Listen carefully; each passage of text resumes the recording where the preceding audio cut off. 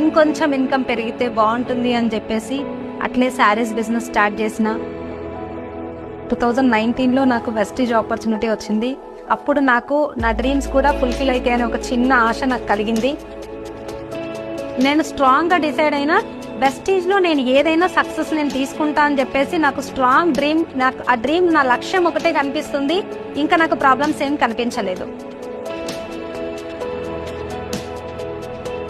కానీ ఆ తర్వాత ఏంటి అని అంటే ఆటోకి వెళ్ళినప్పుడు ప్రాస్పెక్టింగ్, బస్లో కూర్చుంటే ప్రాస్పెక్టింగ్, బట్టల షాప్కి వెళ్తే ప్రాస్పెక్టింగ్, చెప్పుల షాప్కి వెళ్తే ప్రాస్పెక్టింగ్, బయట మనిషి కనపడితే నేను ప్రాస్పెక్టింగ్ అంటే ఖచ్చితంగా వెస్టీజ్ గురించి చెప్పాల్సిందే, నా విజిటింగ్ కార్డ్ తీసి వాళ్ళకి ఇవ్వాల్సిందే.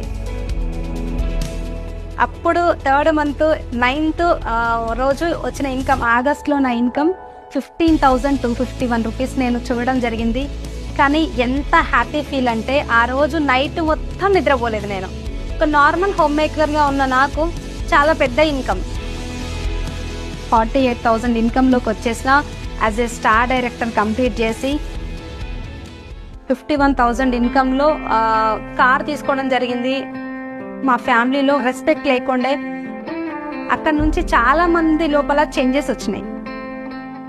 ఇప్పుడు సెల్ఫ్ డ్రైవ్ ఫస్ట్ ఎంటైర్ మా ఫ్యామిలీలో లేడీ డ్రైవర్ ఎవరైనా ఉన్నారు అని అంటే సంధ్యా పోషపోయిన.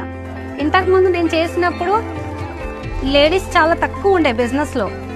ఇప్పుడు బిజినెస్ ఎంటర్ప్రీనియర్గా మీ ముందు నించోనున్నా.